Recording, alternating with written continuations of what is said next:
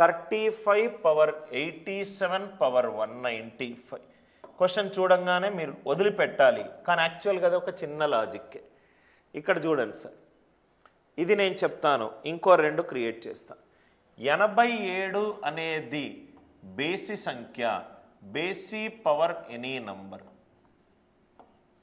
అంటే ఇది odd number, అంతే కదా.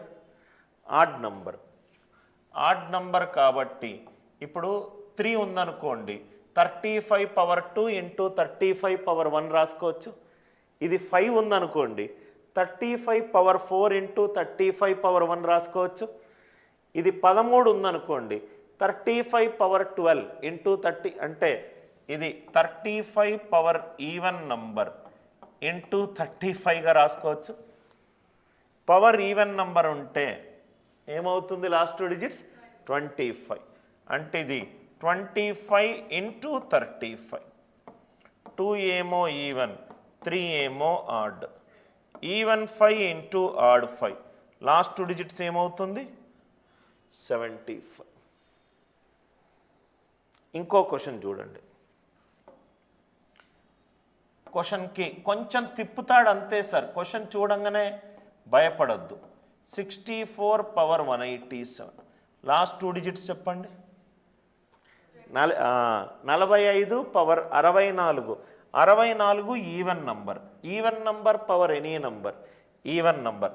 పవర్ గనక సరి సంఖ్య ఉంటే లాస్ట్ 2 డిజిట్స్ ఏమవుతుంది 25.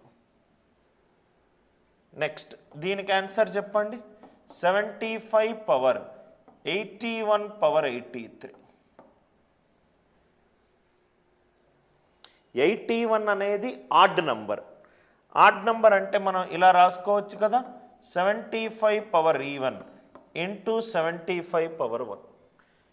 సరికి ఒకటి జోడి చేస్తేనే కదా బేస్ వస్తుంది.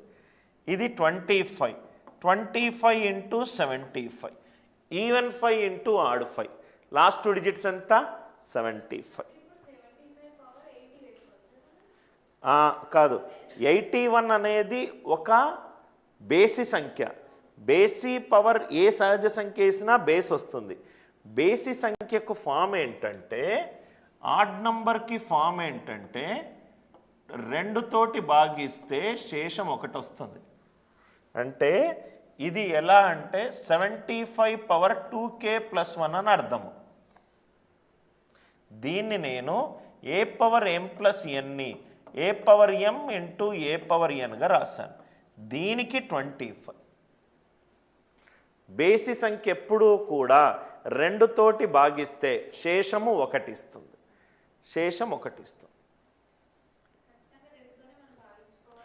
ఒక సహజ సంఖ్యను 2తో భాగించి శేషము 0 వస్తే అది సరి సంఖ్య, శేషం 0 రాకపోతే అది బేసి సంఖ్య.